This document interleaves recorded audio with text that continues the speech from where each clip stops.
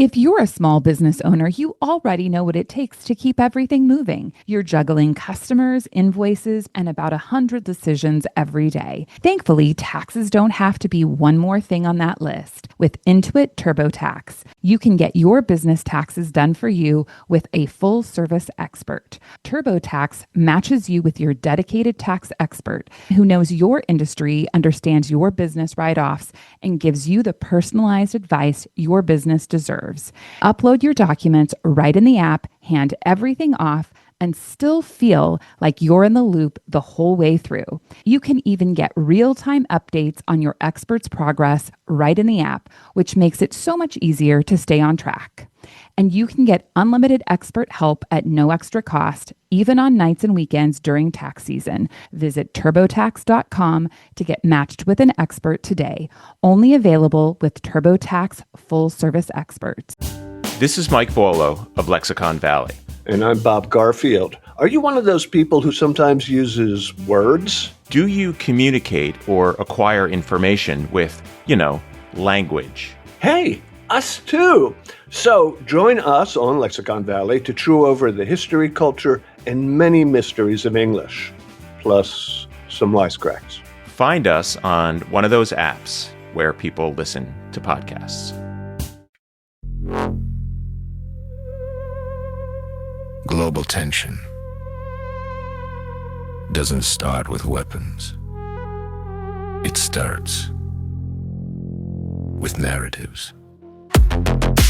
Powered by CJ Moneyway Entertainment and the Bleav Network. On this episode of the CJ Moneyway Show, CJ sits down with Humphrey Hawksley, geopolitical analyst, author, international broadcaster. Perception shapes power. Information shapes influence. Narratives shape nations. This conversation examines the forces shaping today's global landscape, strategy, media, influence, and the stories driving it all. What's up, my good people? This your boy, CJ Moneyway. Welcome to the CJ Moneyway Show. Today, I got my man, Humphrey. He's an author up there in London. He says it's kind of cold there, a little rainy, but we're going to get this started today. Hey, Humphrey, man, welcome to the show. How you doing? CJ, it's really good to be on your show. Thanks for having me. I appreciate it, man. I appreciate you taking time out your day, man, to come join the CJ Moneyway Show. So, Humphrey, man, let me ask you, man, story plus insight. You got this trilogy, you got these books going on, man. You got a lot of books, you got a lot of things, man. So let me ask you this. The reporter behind the headlines, you've reported from crises on every continent. Which assignment changed you personally the most? I think in today's world, where our politics are all upside down and all the morality is gone that you and I might have grown up with, and the right ways of government and that sort of thing, I think what changed me most was working in China and in Asia. And there are other things that changed me, like the first time I saw somebody shot in front of me. That changes somebody, or walking into a massacre site and seeing all the bodies there. And that changes you and sort of instills, and you have to deal with the trauma.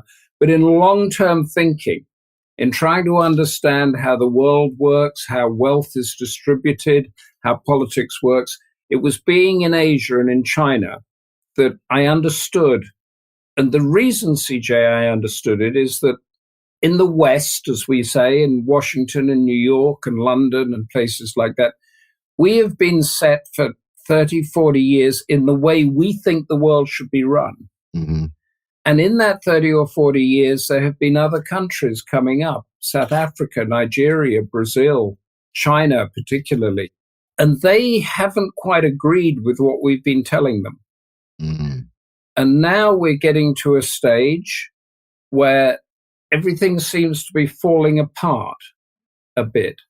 And I realized that because I worked in Asia from basically the late 1980s through to 97, and then a lot in the Middle East and everything like that. But that period in Asia, when I came back here and talked to my editors in London about this thing or that thing or whatever happening, they didn't quite understand what I was saying, didn't agree with me. Mm-hmm. Because I was actually telling them how people were thinking in the Philippines and how they were thinking in China. And that's not how they were thinking in the West. Mm-hmm.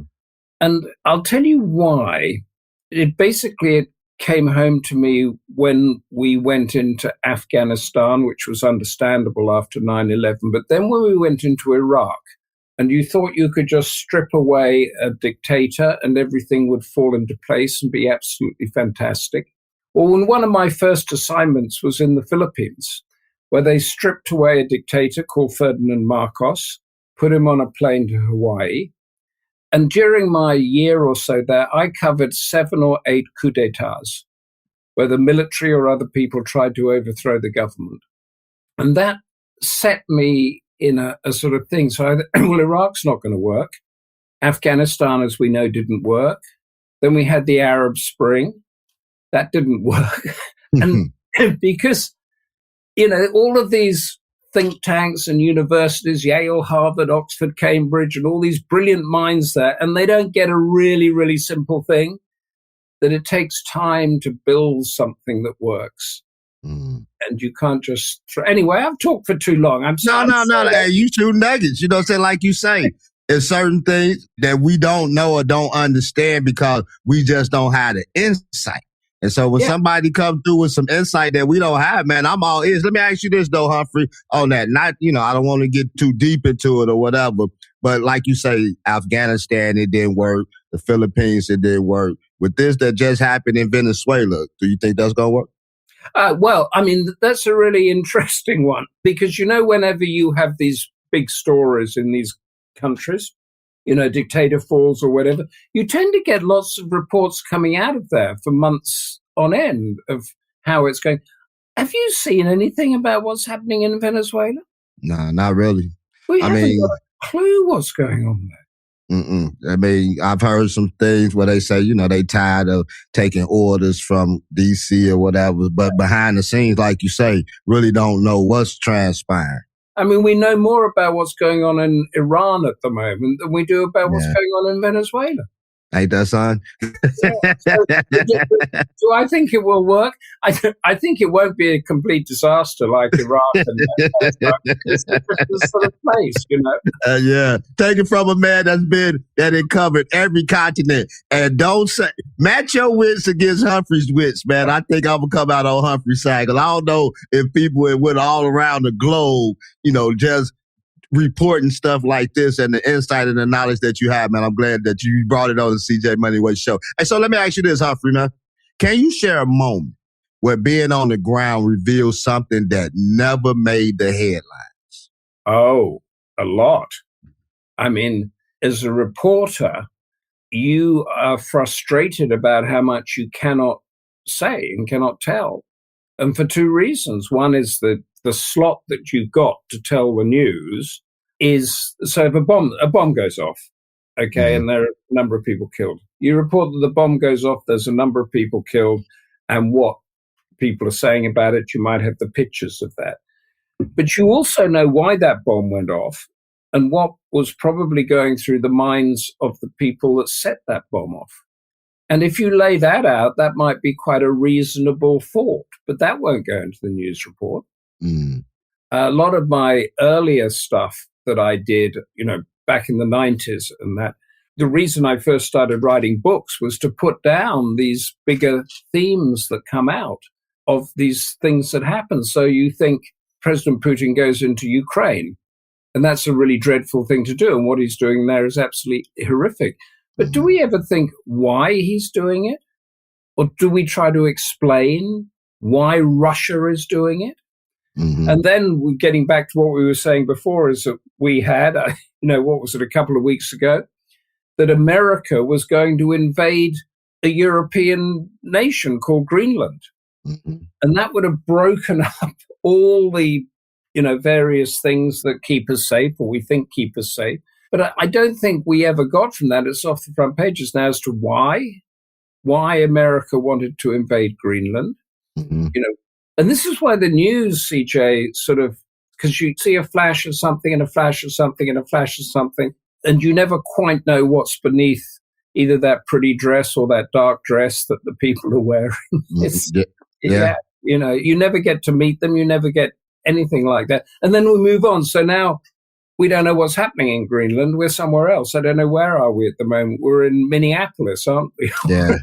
I mean, they keeping us all around the board. You know what I'm saying? And I call it smoke and mirrors, because everything that you say is just not lining up. But you make a good point. It may not line up to us, but somebody know the answers to why, you know what I'm saying, they're doing this or doing that. And they just giving us a smoke screen on why. But somebody know the truth, and that's just the bottom line. We just don't know the truth. Well, that's because they tell a good story. It's all about the storytelling, isn't it? Yeah. I like the storytelling instead of just lies. You know what I'm saying? 'Cause that's exactly what it be. Hey, so let me ask you this, Humphrey, man. You said something about reporters and all this don't get reported, certain things or whatever. And so made me think about an article I was just reading the other day. So he just signed an executive order, I want to say I read that yesterday, about whistleblowers, that people that's whistleblowers, because they trying to get rid of 50,000 people in the federal government. But the whistleblower protection, is gone out the window. So what do you think about that? So how much is that going to hinder reporters actually being able to do their job? Because now, especially here in America, because now if you put something out there, you're liable to go to jail. Yeah, I mean, I think this, whistleblowing, I think it was sort of during the Clinton era, a little bit before that, that we found that whistleblowers were almost being encouraged in government, not in government so much, but in big corporations, or protected, so that, there was a stream that they could go through. And then there were whistleblowers, I know, when I was covering some of these wars, the Bosnia War, for example, and the collapse of Yugoslavia, there were dreadful things going on and whistleblowers were sort of coming out. And now, as you say, that they're not protected because some administrations like 100% loyalty. And if you're not 100% loyal, you damage whatever that administration's doing, and therefore you don't have any protection.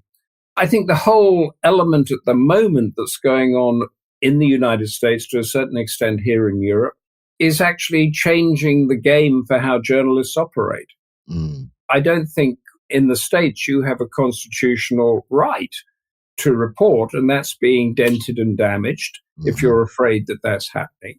And there are a number of things that I look through and sort of parallel up as to, do you feel, as a foreign reporter, not that I've done it, if you go into the States, do you feel safe taking your iPhone in there, your phone in there, or would you strip it like you do when you go into China if people are going to take the phone? And all of these elements are changing the nature of what's happening in America. Having said that, though, under this so-called democracy, it is the democratic system that has delivered this administration. And the person at the top of that administration has been delivered not once, but twice by the voter. And by ripping into the whistleblowers or cutting the federal funding and closing USAID and all of that sort of stuff that's been going on there, is because enough people thought that there was a boil that needed lancing. And because the incumbents didn't do the work necessary, it meant that an outsider, in this case, the president of that administration, were voted in to do that job. Now, we had similar in Britain over our leaving the European Union, and we had charismatic populists, they call them, people coming in to do it. They didn't actually know how to govern or run the country, but they knew how to capture the imagination of the people. And that's why I talked about the storytelling. So the storytelling from the current administration is much more powerful than the storytelling from the other side. So the Republican storytelling is much more powerful than the Democrat storytelling. And over here in Britain, we have the populist right, and it's mainly on immigration as it is in the States. Their story is far more powerful than that of the moderate Labour left-wing government that's in at the moment. Therefore, if you have a democracy, and the purpose of that democracy is to persuade people to vote for you, those who don't like the current administrations, either in the rising ones in Europe or the current one, need to come up with a better story. Mm-hmm. They can't just keep complaining. They need to come up with a better story, and they need to come up with it fast. Yeah. Because this stuff has happened, many times before in many places. Vladimir Putin has a good story that he tells the Russian people. Xi Jinping has a great story that he tells the Chinese people about China. We in the West have lost our power of storytelling. Mm.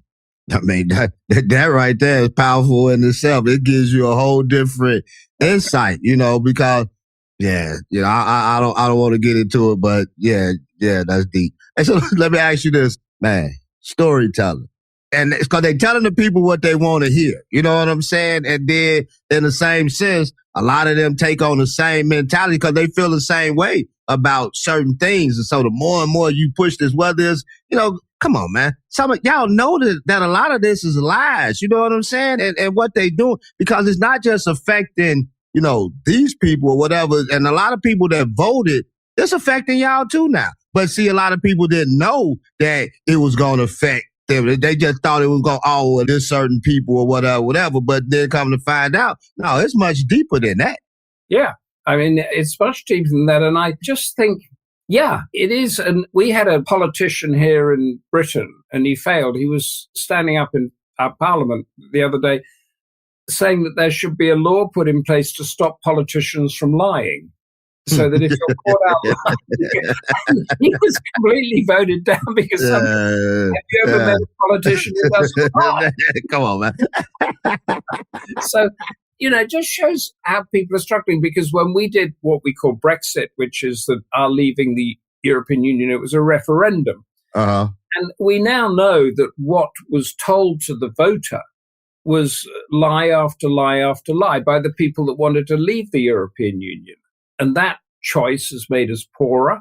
It's given us less power in the world because we're not attached to we're torn between, we're sort of having to be nice to the United States, having to be nice to China, having to be nice to anybody that can do a trade deal with us. And yet, strangely, it hasn't resonated with the electorate. Mm-hmm. There's something, CJ, at the moment, because you're called Moneyway, so let me ask you. There's something at the moment whereby even if your wealth drops or your standard of living drops, if whatever's happening improves your dignity or your relevance in the world, you're going to vote for your dignity over your wealth. Yeah. Yeah. And man, there's just so much stuff going on. You just depleting everything. Social Security, food benefits, for people to eat and things like that. So you're taking everything that's our pipeline, you know what I'm saying? Money pipeline, sort of. And it's just, what are the people going to have? People losing jobs, like 40 going north and things of that nature. It's just so much adding on top of, but I go back to what you said earlier, Humphrey, man. Somebody know the truth. You know what I'm saying? Somebody is under that skirt. They know what's under that skirt. We just try to figure out what's under the skirt, but we can't see the skirt. So let me ask you this, man, because this is a good one, man. We can go on and on about that one, but I don't want to get in no trouble, though, Humphrey, man. And I don't want you to get no trouble over that with the Britons either, because there's some stories coming out of that. This Epstein thing, man, this Epstein thing have blew the roof off a whole lot of stuff, you know what I'm saying? And it's exposing a whole lot of people as well, and it's crazy. What do you think of that? It's a big story? Man, because they got some people implemented from over that way in. I was just reading something the other day about the daughters, wow, it gets deeper and deeper. Yes. They haven't got any big Americans yet, have they? Well, the Clintons go on, they got to go to Congress on the 27th of this month. They got to go before Congress. Yeah, they was going to get what they call a contempt if they didn't go. So, yeah. I mean, I look at the Clintons, like I was telling my mother, I look at the Clintons like, I don't know if you really wanted to put them in front of Congress. Not because who knows what they know. You know what I'm saying? Like, y'all trying to get them, like, like in a ha-ha moment. But these not no stupid people. You know what I'm saying? Like, these ain't no running, mess around and be like Jack Smith. But we gonna leave that at that. So let me ask you this, Humphrey, man. Your documentaries like The Curse of Gold and Bittersweet uncover hidden systems. Yeah. What's a lesson most people miss about global trade and human rights? I think is that basically whatever gets to you, whether it's an iPhone or the shirt, somewhere in that supply chain, there's likely to be human rights abuse. The first time I came into this story, I did a lot of them, was when I visited the Ivory Coast and Ghana on the west coast of Africa. And we went to an NGO, a charity that was actually helping poor people. But within that charity, there were children that had been rescued from cocoa plantations where they make cocoa, and the cocoa actually makes chocolate. And that when we get to Hershey's or Mars or Cadbury's, that you're eating that stuff. And I came back to London. I said, I think we should look closer into this story. And some of the editors said, oh, don't bother about that. It's just another slavery story. I said, no, I think we should. And they sent me back down there once or twice. And what we found was that these big companies that are family names like Hershey's and Cadbury's and then Kraft and those sort of people, their business structures actually encouraged child slavery. And that these children were being trafficked by their families. Trafficked is an overused word, but basically they were being sent by their families to cutting cocoa and with machetes. These are 10, 11-year-old kids, with these very sharp knives. They had bruises all over the place. They weren't going to school. They were kept, some of them in sheds, shackled up, sent out to do that. And that the chocolate companies knew all about this. And they were doing nothing about it. And I got quite angry. This was about 20 years ago now. I got quite angry that they weren't doing anything about it. And we reported so much that eventually there was Senator Tom Harkin and Congressman Elliot Engel did produce a protocol where these companies said that they would get rid of child slavery and clean the act up by such and such a date. I think it was 2003 or 2004 at that stage. And they just didn't do it. And it still goes on today. And this has actually gone up to the Supreme Court, this case. Three or four child slaves who are now adults took it to the Supreme Court. And the Supreme Court ruled that Nestle was perfectly entitled to use children in its supply chain because these children were not in the United States of America. Now, this ruling, we were talking about whistleblowers and all that early on, this ruling goes completely against what the United Nations had been putting in place over the past 20 or 30 years about human rights abuses in the supply chain. And various governments put in that companies had to report it and that there had to be checks on it and everything like that.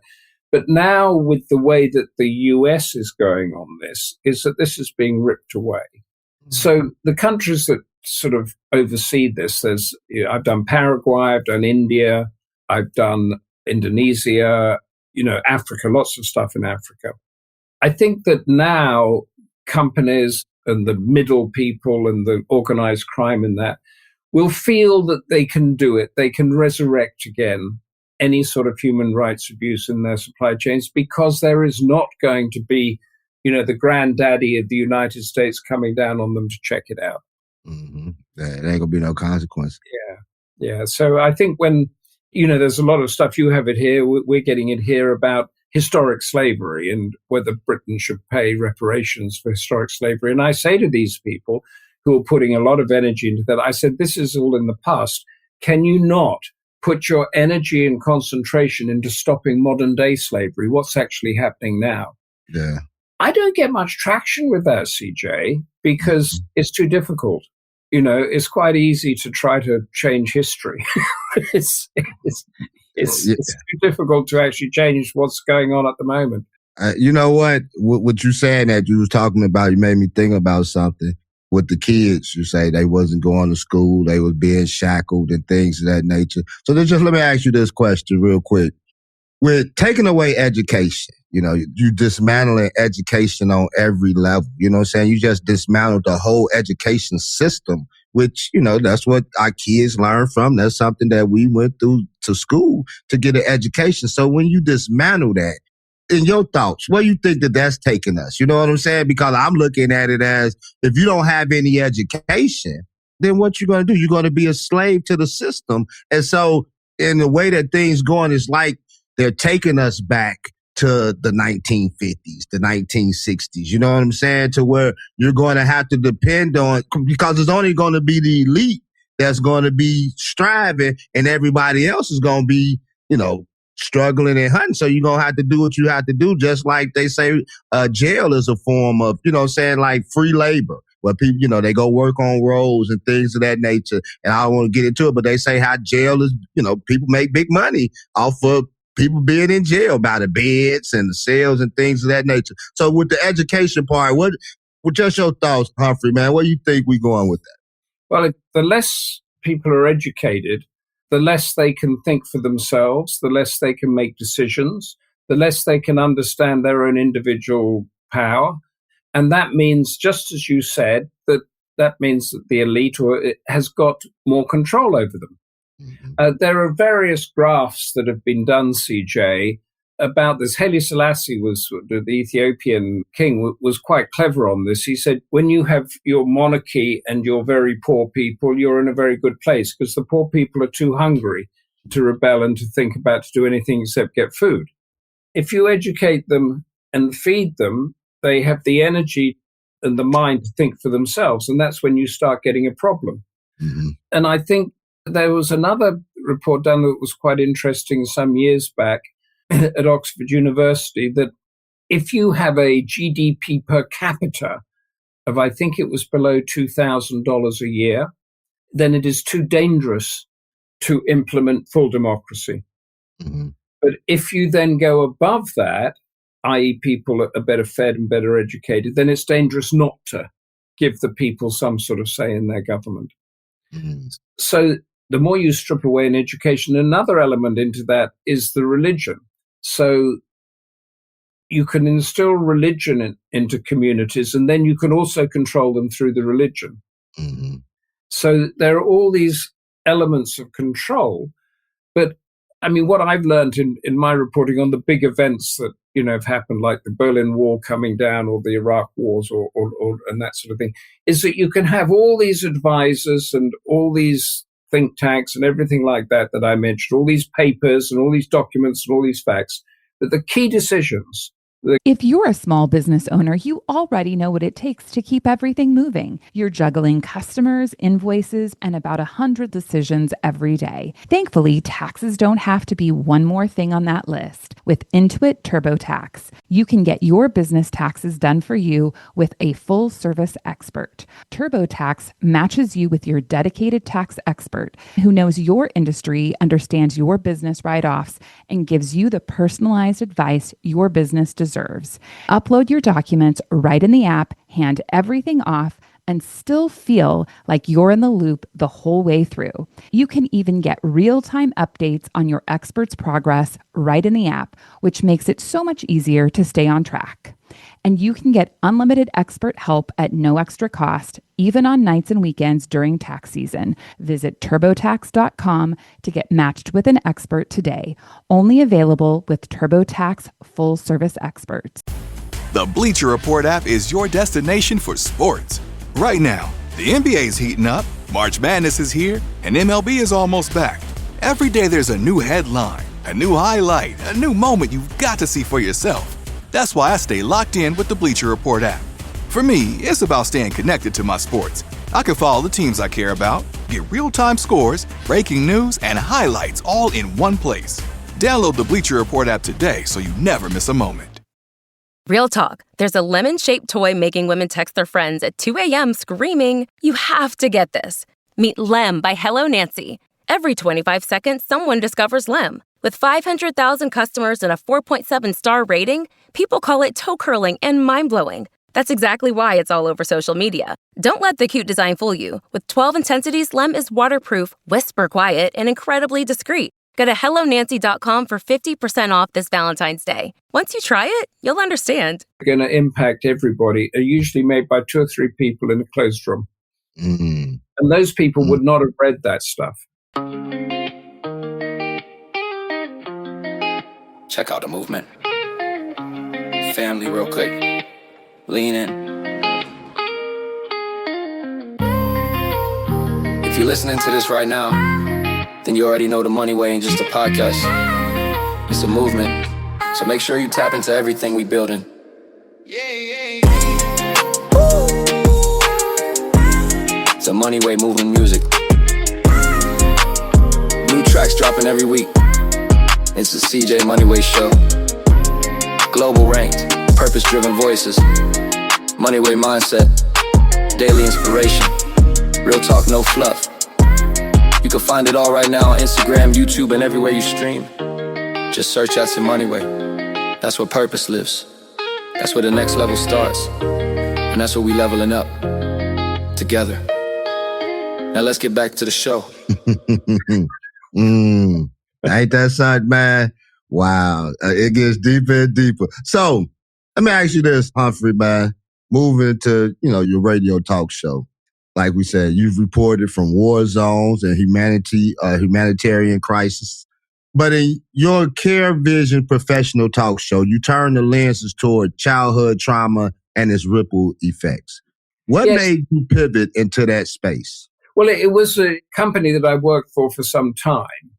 And they asked me to do this particular show that I thought might resonate with what you do, because I talked to professionals about techniques and systems for identifying trauma and problems with children that then become young adults and trying to fix those problems before they become adults. And what has come through this is that if you have a child that has come from, say, a broken home, and you've got an abusive parents or drugs or whatever is there, and that home is not a safe environment for them, they need a safe environment to go to. Now, that might be an institution. It might be a home or, a sort of institutional home. But even once they're there, they need an adult who is going to be there for them all the time for many years. And what we have here, you can tell me what it's like over there, is what we have here, which is a problem, is in the care industry like this, you have shift workers. So somebody will come in at 8 and they'll knock off at 6 and they'll think their job's done. But that's not about the child. That is about the shift pattern. And, I've talked to dozens of people about this. There are ridiculous rules that we have here in that if you're a social worker dealing with a problematic person and trying to get them out of the gangs, out of the drugs, out of the resentment, out of the fear, and give them confidence that they can push through, then you have to actually get quite close to them as a professional. But there's a rule here, apparently, in our government that you're not allowed to attend their birthday parties or send them a birthday card, because that means you're getting too close to them. So these are the debates that in Care Vision's professional talks, we have these debates all the time. And there's one issue, one element, one word that I'd never heard of before. Have you heard of something called social pedagogy? No, can't say that I have, Humphrey. I'm so glad I called you out. It's something that's used in Europe, and it's precisely about this. But it talks about therapeutic care. Therapeutic care means that you understand the person. You don't just feed them and clean them. You understand them as a person, and you let that person trust you. It's about building trust. Yeah. Here, I think, like what you're saying, we do have groups like that, especially, men groups, women group. And like you say, that take men in and try to teach them and help them, because you got to show care. It can't be shift work, because that's a job. I'm just doing it for a job. It ain't that I really care about you per se, you know what I'm saying? Or, care about your well-being. This is just a job. But there are places and people, that I've interviewed. Some matter of fact, I got a guy coming up pretty soon named Robert Brewer. His name Brewer. Healthcare for Men, you know what I'm saying? He got an organization. So it is certain things that people do, you know what I'm saying? Matter of fact, we got one here I don't know how that really is. It's called Brothers Keepers, where people don't have place to go and, you know what I'm saying? Different things. But I've never been in there, so I don't really know. And it's been around my whole life. I would like to interview the person matter of fact, thank you, Humphrey. I'm going to interview that person, that Brothers Keeper, to see, what goes on and how they do things, man. So let me ask you this, Humphrey, man. How do you see storytelling, whether in journalism or fiction as a vehicle for healing or giving voice to young people navigating trauma? You've left me speechless. It was the navigating Trump that I was about to answer you, and I thought, oh, right. Okay. I would advise them to listen to the story, find out what the overarching story is. Mm-hmm. So, every Cinderella has a little story about the golden slipper, but you have the overarching story about a very poor, discriminated against girl who actually jumps over all her ugly sisters and horrible godmothers and meets the prince. So what is the Trump story? And so you have what is going on at the moment, the invasion of Greenland, as we said, or the ice in Minnesota. And these are the scenes within the story. But then take it up to the top, the prime mover, or the people around him, and ask what that story is. And that story is the direction of where the United States is going. Mm. And then I think I would tell them to go right back to, I would argue if they can travel or go online and go to the Philadelphia Constitution Museum and look at the issues that went through all of those decades and hundreds of years that produced the American Constitution. Mm-hmm. And the greatest country in the world, most powerful country in the world, which the US is, undoubtedly, went through and fixes its problems, often by violence, the Civil War, all of that stuff, then the 1960s, Kent State, all of that. These are very violent episodes that actually determine issues. And I think that is the story of America today. It's trying to determine an issue. And that issue isn't just immigration. It's a bigger issue of that. Mm-hmm. It's what is its place in the world and that sort of thing. And then I would have them go down and write me 300 words of that story. Mm. Write a synopsis of the story. So in my youth, I don't know about you, CJ, I had lots of stuff in the classroom coming at me and that. But the real stuff that I learned, say, about the creation of Israel was from a book called Exodus by Leon Uris. I learned how an airport operated by Arthur Haley. And I learned about Alaska and Poland from James Michener. These were all fictional novels about storytelling that brought a compelling image and narrative of what that place was. Mm. And right now, the most compelling narrative in the world is the Trump administration. Humphrey froze. And it is showing so much nursery rhyme. Yeah. So I would ask them to, like I said, look at the little things, or not the little things, they're huge things if you're there, but look at what's happening in Minnesota, particularly with ICE, and particularly when you have a vice president who says they can act with impunity.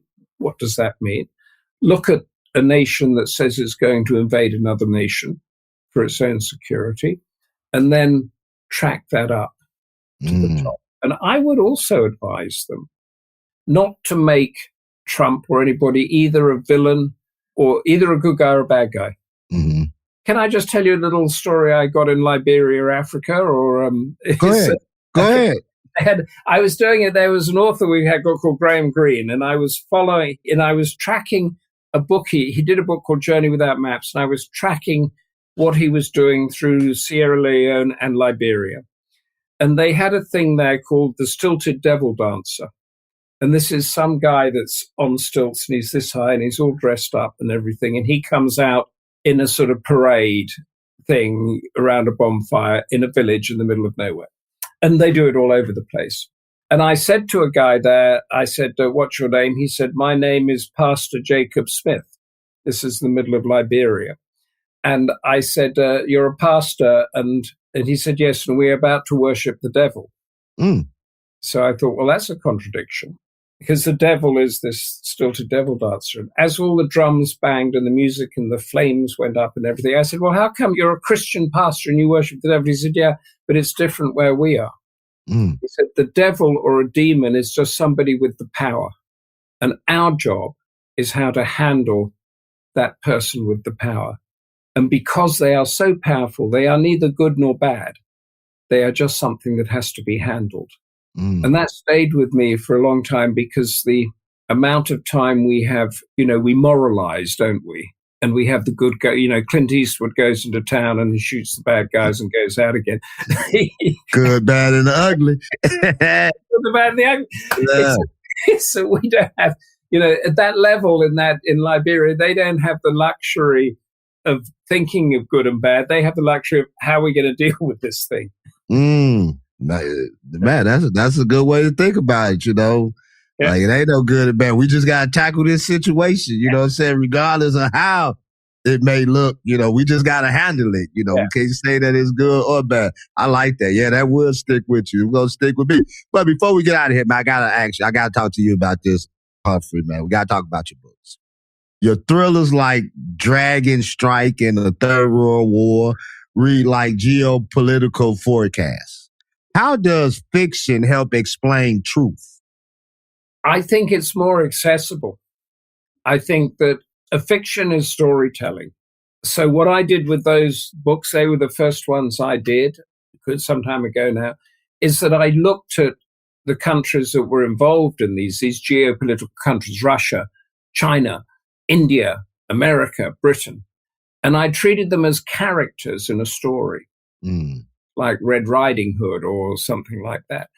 And what fascinates me as I look back on them now, and the books, Dragon Strike is about China and US having a war in the Pacific and that sort of thing. Dragonfire is about Pakistan, China on the same side, and India having a war. And Third World War, I thought I'd just put it all in together. And David, as you write it, your mind gets thing, is that the leaders, I started off with the leaders of all of these countries being reasonable people. All of them wanted to get on. They just wanted to, make sure that their countries had dignity and people had a roof over their head. That was it.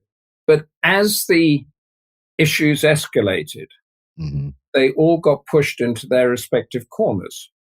And they couldn't get out of those corners until they started sending missiles against each other. And there were things that happened, like a terror blast would be a sort of, catalyst to something happening. But then I look back on these books now, we've just republished them actually, look back on them now. Russia hasn't changed. China hasn't changed. America hasn't. Well, America's probably changed more than any of them. Europe hasn't changed. And China particularly, I mean, it's a top-down authoritarian government, but it's handled its authoritarianism very well because it's dragged everybody out of poverty and given them dignity and given them money. Yet we see it as a threat. So they're pushing each other into corners. So by, I think, telling it as a story, you get more readers. You get more readers from the grassroots. You get more mass market readers. You can do it as a history book, and then you get the academics and the historians. But I mean, that's just my view. And I couldn't do a history book anyway. I couldn't bury myself in a library for 3 months making footnotes. It's not I don't know. Could you, CJ? So let me ask you this, Humphrey, man. You had all this insight and what we call it, the spiritual discernment so long ago, man. So how long ago was these books published, man, that's actually about things that's going on today? Those ones were published. The first one was published in 1997. So we're getting on for, and then I think the last one was published, it was after I was covering Iraq. So I think we're 2004. So that's 20 years ago. And then the one that I'm doing at the moment came out of a reporting assignment because it was after the Crimea thing when Putin went and took Crimea. And I decided to go to the US-Russian border off Alaska. And I didn't know what this border was. And I kept reading there's 50 miles apart or 55 miles apart. But actually, there are 2 islands there. And those islands are less than 3 miles apart. And one of them is a native Alaskan village with about 80 people on it. No cars, no roads, no hotels, no restaurants, just 80 people that live off fishing and hunting and that sort of thing. And on the other side is the Russian military base. And through the middle of that goes the border. And I went out there, it took some to get out there, and I was meant to be an overnight trip, but the weather closed in and I couldn't get out for another week. The helicopter couldn't get in. So I thought, okay, what am I going to do? And there was, there's not a lot you can do with 80 people and the TV crews, everything's done. And I sort of sketched out this thriller scenario of what would happen if Russia came in and took this island, which it could do. Yeah. There's nothing to stop it. There's no military there. There's no police there. And the border's unmarked. It's a weird border. I mean, there's lots of satellites and that sort of thing. There's no actual sort of military presence there. So I wrote a book, which was the first Rekha book. And it was meant to be just a one-off book about Rekha is an islander from there. So he's a native Alaskan islander from there.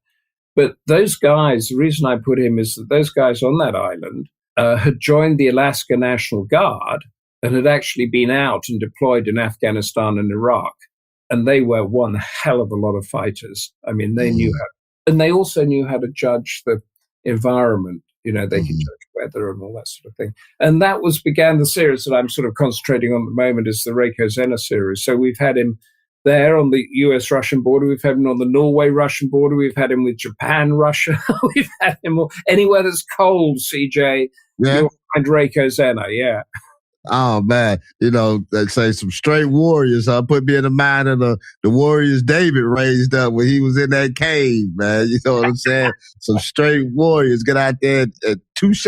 Tom and Jerry, touche, Mr. Pussycat. Hey, so let me ask you this, Humphrey, man. What do you hope readers take away from these stories beyond entertainment?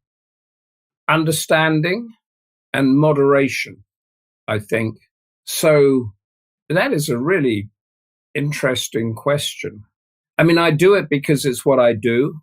So you'd like, say, asking an airline pilot why they fly a plane. And I don't know what to do much else, but why do I do it? Why do I keep doing it? I think I've always feel that there's a story to tell in a different way. And in the case of this particular series that I'm doing with this Greenland thing, the Arctic is now becoming a bit of an issue. So Rekha is becoming, quite a bit of a hot character, not only because the stories are based there, but also because the people that live in the Arctic, the natives that live in the Arctic, and that's not just in the States, through Canada, through Greenland and that, they have a special survival skill. You can't really put your head on it, but in Greenland language, for example, I'm told that there is no word for war. It doesn't exist. Because up in those communities, the weather and the cold is so horrific and hostile that you don't have time to even think about fighting somebody else. Because that person that you might want to be fighting is that person is going to be saving you if you're caught out there in the wrong thing. So you have a whole different mindset there that fascinates me. Particularly now, I think, CJ, as we are all, looking for someone to blame, looking for someone to fight, blaming whatever issue it is and this and the other. And then you go up the north there, they're looking how to hunt and how to get their next food in, how to keep warm. And maybe, you just got me thinking, I've never thought of, maybe we should get back to some of those basics, Let me ask you this, Humphrey, man. You said something in the last question, made me think about it. You said that you had the Russian military on this side and the 3 miles, then you had the 80 people that was living on this one island here, and you guys went there to do what you do.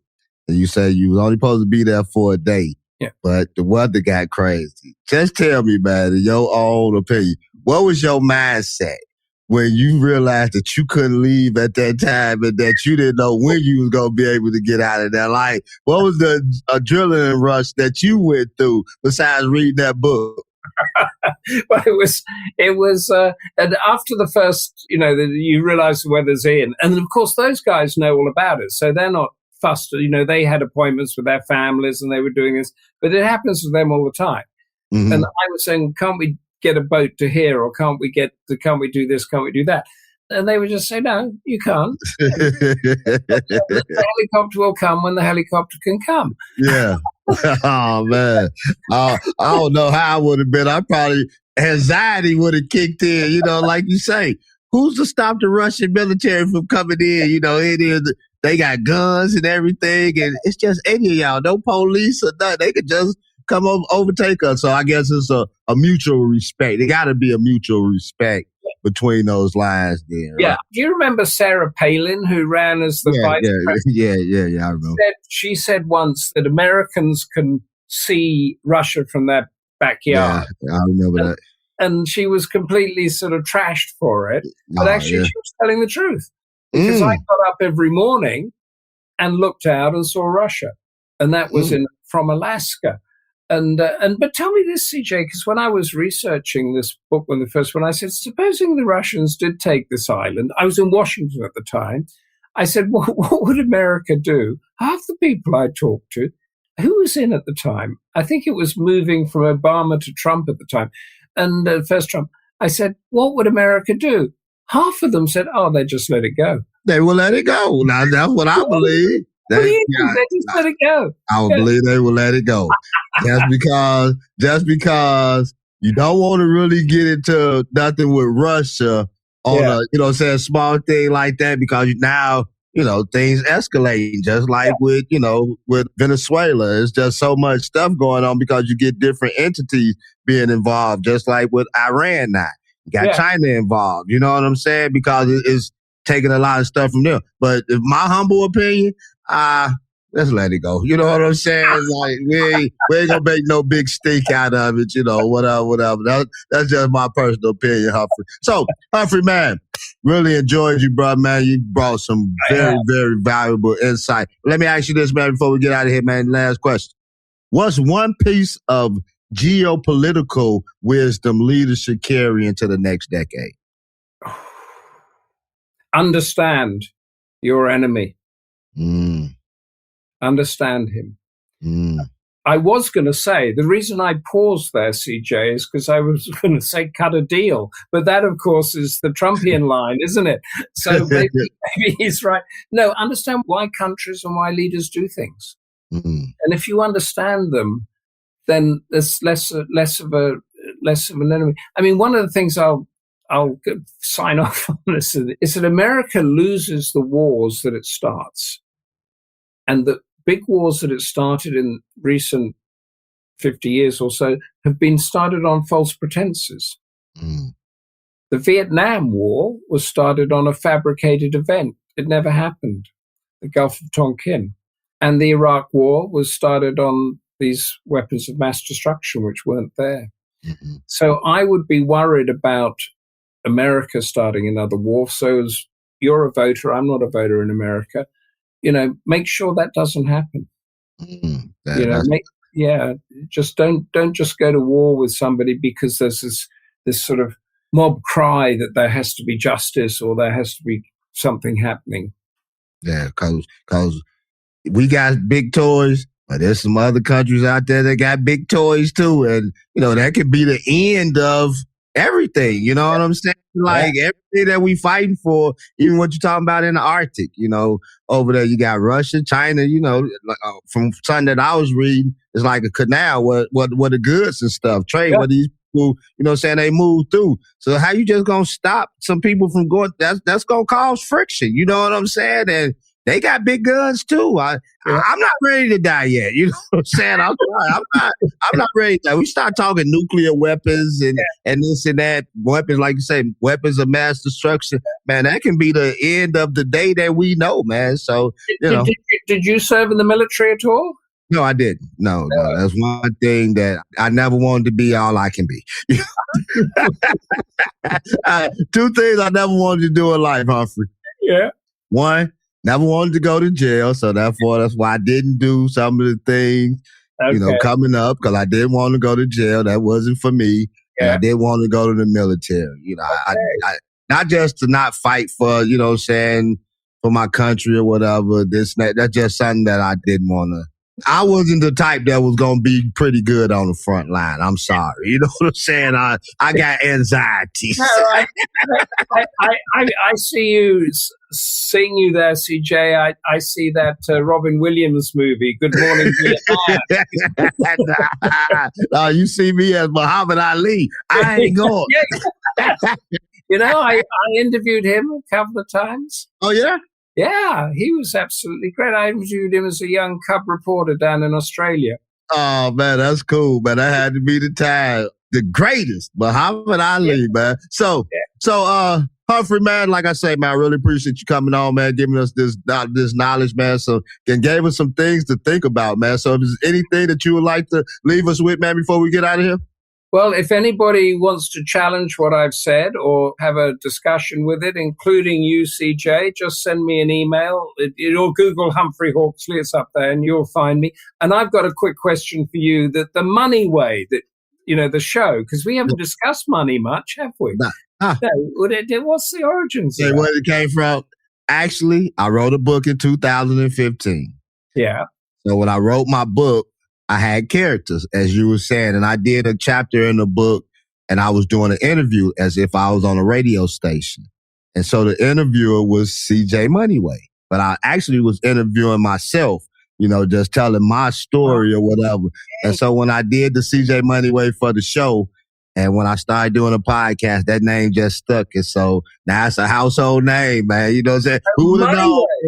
I love the name. Can I use it in one of my novels? Hey, of course you can. I think it's a great name, Moneyway. Of course you can. Hey, make sure it's CJ Moneyway, because somebody just take Moneyway and be like, whatever, CJ Moneyway. CJ Moneyway. I would love it. Characters and promote the podcast. Yeah, I would love it. I would love it, Humphrey, man. Hey, so Humphrey, where can we find you at, man? Social media. Where can we find your books? Where can we find you at? It's www.humphreyhawksley.com. So just Google Humphrey Hawksley. The website will come up. The Twitter handles, LinkedIn handles, Instagram handles. I mean, what are they? I'm not on Trump Social. Are you on Trump Social? From what I was reading today, I heard he's the only one on there.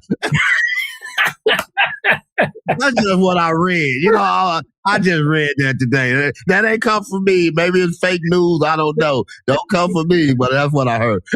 Anyway, all the handles are on there, including the Care Visions Professional Talk podcast. I do another one called Democracy Forum, which I'm doing one tomorrow. We do those twice a week. It's all on there. And so if anybody wants to look at the Democracy Forums, is about global issues. So tomorrow we're doing the rise of the European right. Okay. And then last we did the regulation of artificial intelligence. And then the week before that, we did the scramble for critical minerals. So, and I don't choose those topics. Other people choose them. I just chair the debate. Okay. Yeah, that's a good one. That's a good one, because that's one thing they fight for in Greenland is these minerals, these earth minerals with China and everything. So it's a big thing, man. So, Humphrey, man, I really appreciate you again, man. So for those listening to the show today, I hope you enjoyed it. I hope you got some insight from my man, Humphrey. He said that it don't take much to find him. HumphreyHawksley.com. He said all his handles will show up. Hey, you have been listening to the CJ Moneyway Show with your boy CJ Moneyway. Until the next time, we out of here. Peace.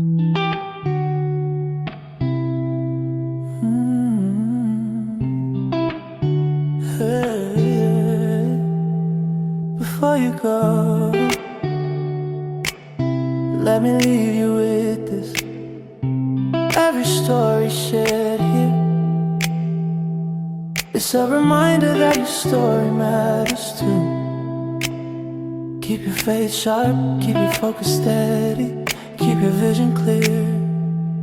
And if this episode gave you wisdom, hope, or a push forward, share it with somebody you love. Tap in with me on all platforms, Edge Moneyway, and stay locked into the movement, because God's not done writing your chapter.